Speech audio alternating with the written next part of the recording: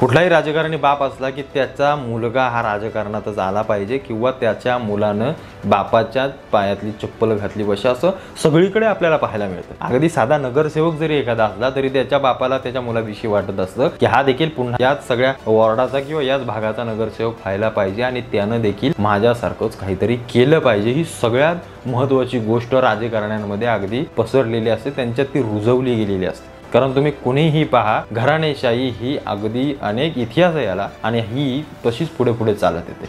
पण यात सगळ्यात महत्त्वाची गोष्ट म्हणजे जर छत्रपती शिवाजी महाराज तसे आहेत तर संभाजी महाराज देखील तसेच होतात। याचं सगळ्यात महत्त्वाचं कारण म्हणजे दिलेले संस्कार। सगळ्या गोष्टी होतात, बाप तसा बेटा असं म्हटलं जातं, पण बेट्यामध्ये बापासारखे संस्कार कसे येतात याचं सगळ्यात मोठं गमक दडलेलं असतं। त्याच्यामुळं आता जे मी तुम्हाला सांगतोय की बाप स्टेजवरती भाषण करतोय आणि मुलगा खाली जनतेमध्ये बसून ते ऐकतोय, ही गोष्ट थोडीशी निराळी वाटते। कारण आपण युजुअली असं पाहतो की बाप जर स्टेजवरती असेल तर मुलालाही चांगल्या दर्जाचं आसन दिलं जातं आणि तो चांगल्या माणसांमध्येच बसतो। पण राज ठाकरेंच्या बाबतीत हे थोडंसं उलट आहे। कारण त्यांचा मुलगा अमित ठाकरे हे थेट अगदी खाली बसतात, कुठे कोपऱ्यामध्ये उभे राहतात, कुठे लोकांमध्ये मांडी मोडून बसतात आणि स्वतःच्या वडिलांना ते ऐकत असतात। तुम्ही अनेक भाषणांमध्ये अनेक सभांमध्ये राज ठाकरेंच्या पाहिलं असेल, राज ठाकरेंच्या सभा अगदी भव्य असतात, मोठ्या असतात। मात्र राज ठाकरे स्वतःच पक्षाचे प्रमुख असले तरी त्यांचा मुलगा मात्र स्टेजवर देखील आपल्याला कधी फिरकताना दिसत नाही। आता हे सगळ्यात महत्त्वाचे संस्कार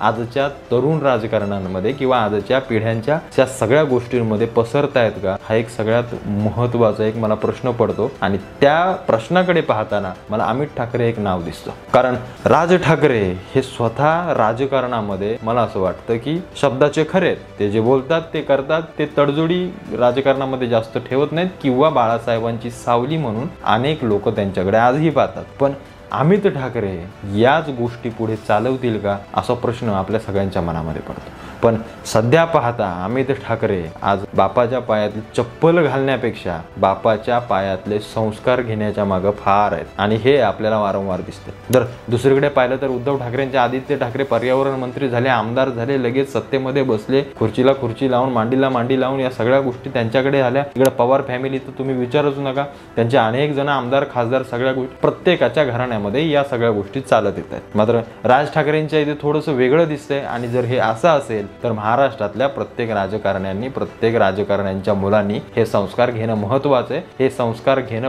फार गरजेचं आहे, तरच महाराष्ट्र राज्याचं राजकारण एका चांगल्या दर्जाचं होईल। नाहीतर आजच्या राजकारणाकडे पाहताना जर अशा गोष्टी जर आपण पाहिल्या तर ते राजकारण नकोसं वाटतं। आणि मग येणाऱ्या पिढ्यांना अमित ठाकरेंसारखा एखादा चांगला चेहरा, सुसंस्कृत चेहरा जर मिळणार असेल तर मला स्वतः मराठी माणूस म्हणून त्याचा फार अभिमान आहे। आणि राज ठाकरे जर स्वतः या सगळ्या गोष्टींकडे जातीनं लक्ष देत असतील तर राजकारणातला असा बाप तयार होणं देखील फार फार महत्त्वाचं आहे। तरच पुढच्या येणाऱ्या पिढ्या राजकारणामध्ये चांगल्या येतील आणि महाराष्ट्राचं उज्ज्वल भविष्य घडवू शकतील। ही ताकद निर्माण करणं राजकारणातल्या बापांकडे आहे। फक्त ते बाप जर चांगल्या स्वतःच्या मुलांवरती चांगले संस्कार करू शकत असतील तर त्यांनी ते आवर्जून करावे आणि येणाऱ्या पिढ्यांना चांगले दिवस दिसतील किंवा येणाऱ्या पिढ्यांना चांगलं काहीतरी मिळेल याच्यासाठी त्यांनी धडपड करावी, एवढंच मला वाटतं। अमित ठाकरे, राज ठाकरे हे ज्या काही गोष्टी राजकारणामध्ये रुजवू पाहतायत, ज्या काही गोष्टी किंवा जो काही चांगला सुसंस्कृत पायंडा पाडू पाहतायत, ही सगळ्यात महत्त्वाची आणि आनंदाची बाब महाराष्ट्रातल्या राजकारणासाठी आहे।